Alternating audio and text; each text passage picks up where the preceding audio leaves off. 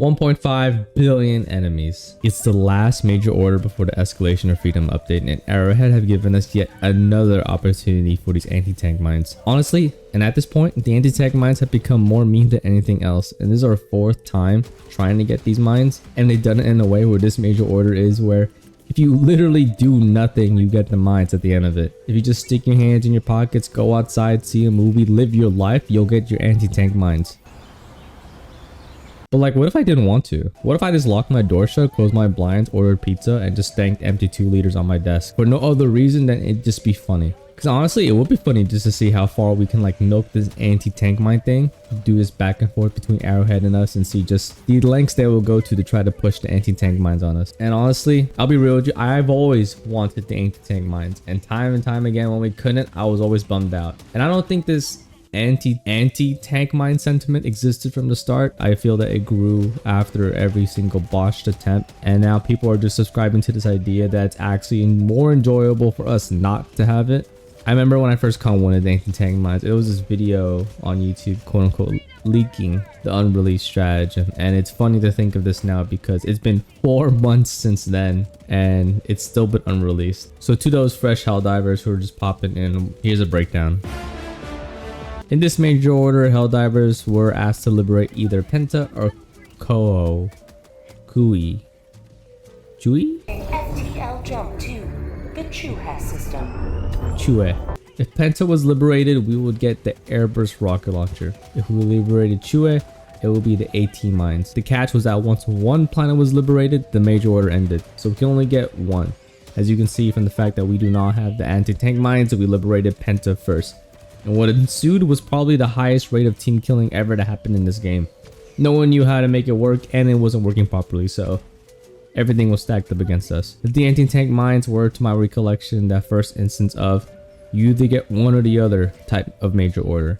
Honestly, I did think there was more of an interest in the Airburst rocket launcher, but I think that since Penta was available to dive into first, people just went with it instead because it was easier than reaching Chue. To get the Chue, I think we had to go through Menkent. And if you understand why we don't have Helmara yet,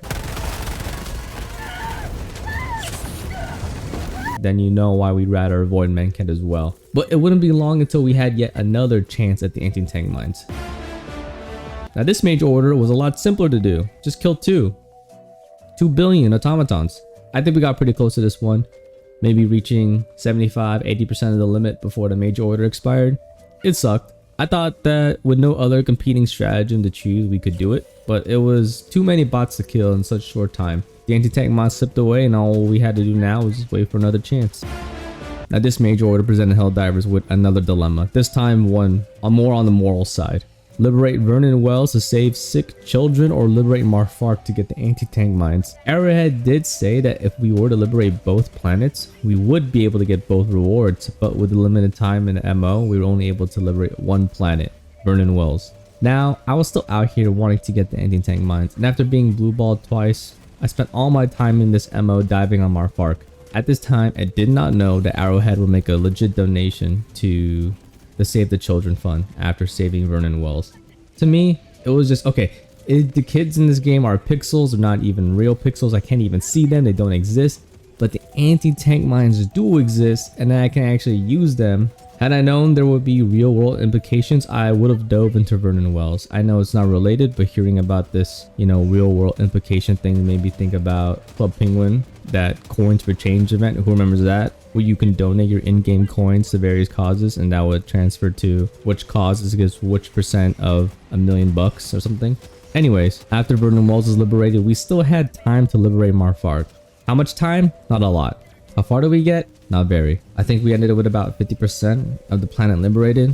And again, the 18 mines had to be locked away, leaving us to just wait once more for another opportunity at those anti-tank mines. That brings us to today, where we again literally need to do absolutely nothing to get these mines, or we just grind it out and kill 1.5 billion enemies, and this time the 18 mines are locked away, but it's on our own terms. And with difficulty 10 releasing next week, do we really need anti-tank mines?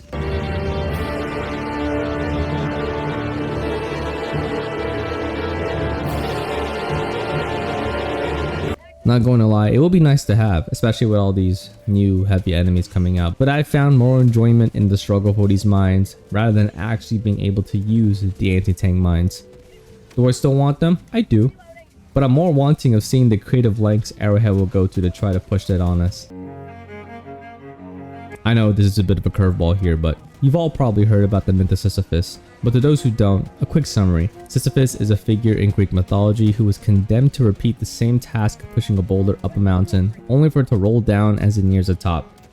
I know, kinda sucks, but what it highlights is the laborious and arguably futile things in life. In the 1940s, Albert Camus wrote The Myth of Sisyphus, which proposed the idea, what if he likes rolling the boulder up the hill? Arguing that the struggling itself towards the heights is enough to fill a man's heart. One must imagine Sisyphus happy. Why do I bring this up? Because every time I see a major order about the anti-tank mines, this is the image I think about. I'm more interested and more invested in this journey for an anti-tank mines, more so than I think I will actually be enjoying it if I was to use it. Now, will we be able to kill 1.5 billion enemies by the time the major order ends? I don't know, probably. I predict that people are determined enough to keep the anti-tank mines away like the plague, so much so that we may even do this with time to spare. So I don't know about you, but I'm going to be diving with all my mob clearing tools and do my part. That's it for the video. If you like what you heard or like what you see, be sure to like and subscribe for more Helldivers 2 content like this. Also, be sure to check out my second channel for more frequent Helldivers 2 uploads. If you want to see me play live, follow me on Twitch, and if you want to be a part of this channel's community, be sure to join the Discord as well and say hi. Links are in the description. I appreciate you guys for checking out the video, and have a nice day.